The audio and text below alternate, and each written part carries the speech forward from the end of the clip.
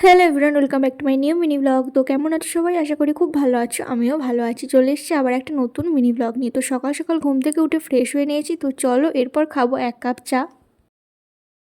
তো তোমরা হয়তো অনেকেই জানো আমি এখন আছি দিদির বাড়িতে, আর আজকে ঘুম থেকে উঠতে অনেকটা বেলা হয়ে গেছে। তাই অদ্রিতা বলছে, মাসি তোমার চোখ মুখ পুরো ফুলে গেছে। তো তারপর বানাচ্ছিলাম ম্যাগি। আমি খুব শর্টকাটই ম্যাগি বানাই, মানে জলের মধ্যে পেঁয়াজ টমেটো দিয়ে দিই সেদ্ধ করতে, তারপর ম্যাগি দুটো দিয়ে দিই, তারপর নুন মশলা লঙ্কা যা যা দেওয়ার দিয়ে দিই। 5 মিনিটে হয়ে গেল ম্যাগি। আমি এইভাবেই করি বেশিরভাগ সময়। তো এই তো ম্যাগি রেডি হয়ে গেছে, এখন বসে পড়েছি ম্যাগি নিয়ে। ম্যাগি বানাতে বানাতে হাতটা ছ্যাঁকা লেগে গিয়েছিলো কড়াইয়ের মধ্যে। ফোসকা পড়ে যাওয়ার ভয়ে কলকেট মাজন লাগিয়ে দিয়েছি। আর পরশু দিনে এখানে একটা জায়গায় ফোসকা পড়ে গিয়েছিলো, মানে আমি রান্না করতে করতে এত উলুক চুলুক করে কি বলবো। দিদিকে আর দেখাইনি, দেখালে আমাকে আর কিছু করতেই দেবে না। তারপর আবার রান্না করেছিলাম দেশি মুরগির ঝোল, যেটা দিদি আর আমি দুজন মিলেই করেছিলাম। কিছুটা দিদি করেছিল, কিছুটা আমি করেছিলাম। যেহেতু হাতটা ফোসকা পড়ে গেছিলো তাই আমি পুরোটা করিনি। তারপর মুখে ফেস প্যাক ইউজ করেছিলাম, ছিল চন্দন আর বেসন।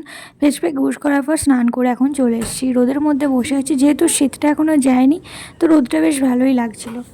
এখন নিয়ে বসে পড়েছি কিছু পেয়ারা খেজুর আর মন্ডা। আজকের মিনি ব্লগটা এই অবধিই। ভালো লাগলে অবশ্যই এটা লাইক করো।